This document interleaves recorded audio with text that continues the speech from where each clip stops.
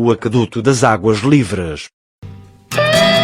O Aqueduto das Águas Livres é um complexo sistema de captação, adução e distribuição de água à cidade de Lisboa, e que tem como obra mais emblemática a grandiosa arcaria em cantaria que se ergue sobre o Vale de Alcântara, um dos bilhetes postais de Lisboa.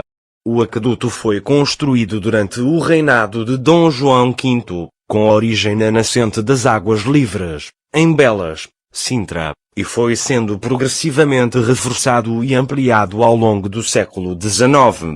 Resistiu incólume ao terremoto de 1755.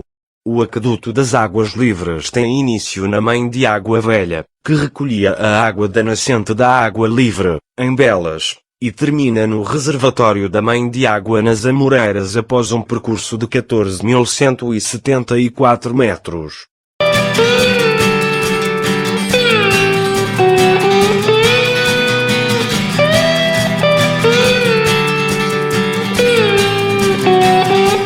A extensão da rede de captação e adução, incluindo todos os tributários, foi crescendo até atingir um total de 47 quilómetros, recolhendo água de 58 nascentes, boa parte delas na zona da Serra da Carregueira.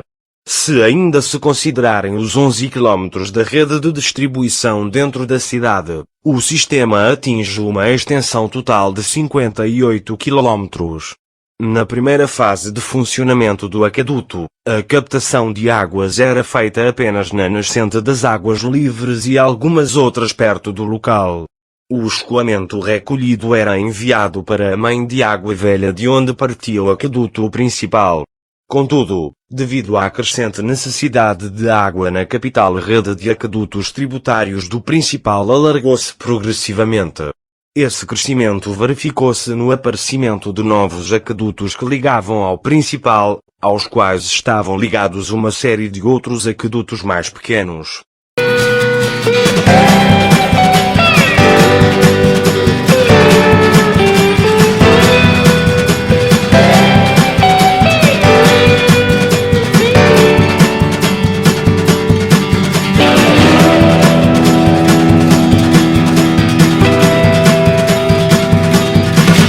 Desde que as populações se começaram a instalar na região de Lisboa, que a escassez de água potável foi uma constante.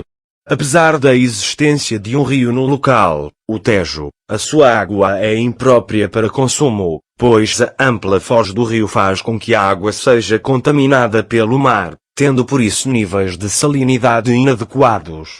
A única área de Lisboa com nascentes de água era o bairro de Alfama.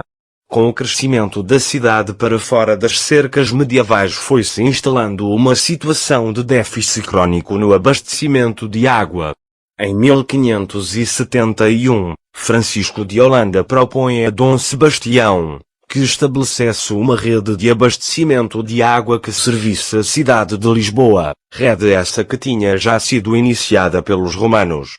Os vestígios do aqueduto romano eram ainda suficientes para que tivessem sido considerados, em 1620, para a passagem das Águas Livres de Lisboa.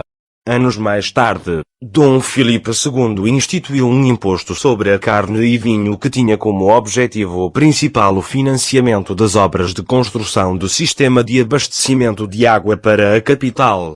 Preocupado com a falta de água na cidade, o procurador da cidade, em 1728, estabeleceu, à semelhança de Dom Filipe II, uma taxa sobre a carne, vinho, azeite e os outros produtos alimentares com o intuito de arranjar financiamento para a construção do aqueduto.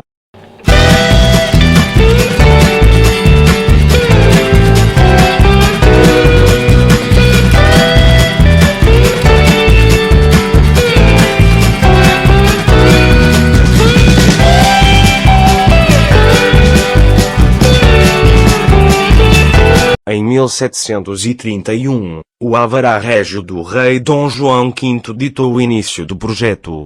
Um ano depois, Canivari é afastado da direção do empreendimento, tendo sido substituído por Manuel da Maia. Este orientou o traçado que o aqueduto deveria seguir desde a nascente até à cidade. O sistema iria terminar num enorme cálice a partir do qual sairiam várias condutas que ligariam aos muitos chafarizes espalhados por Lisboa passados 5 anos do Alvará Régio, e as obras ainda não tinham sequer sido iniciadas. Manuel da Maia, então responsável pelo projeto, foi substituído por Custódio Vieira. Em 1740 começou a ser construído o troço mais conhecido e mais visível do aqueduto. 4 anos depois, em 1744, é finalizado o Arco Grande. A obra passou a ser dirigida pelo húngaro Carlos Mardel, que haveria de ter, após o grande terremoto de 1755, um papel crucial na reconstrução da Baixa Pombalina. Foi ele que decidiu instalar a mãe de água perto do Rato, nas Amoreiras, ao invés da proposta inicial de se localizar em São Pedro de Alcântara. Em 1748, com a finalização dos 12 arcos de volta perfeita das Amoreiras, o aqueduto ficou terminado, transportando diariamente cerca de 1.300 metros cúbicos de água, 3 vezes mais que a oferta original.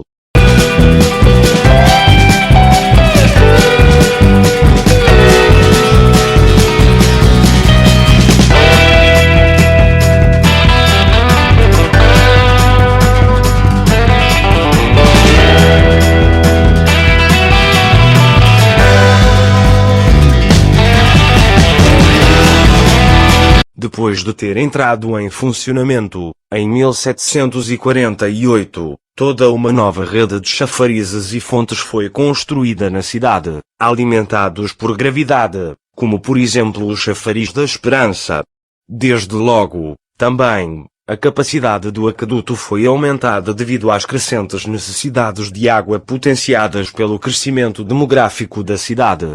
Os sucessivos aumentos do aqueduto, principalmente a montante, com o objetivo de fazer chegar até ele mais água, totalizaram um comprimento de 58.135 metros de galerias subterrâneas e também elevadas.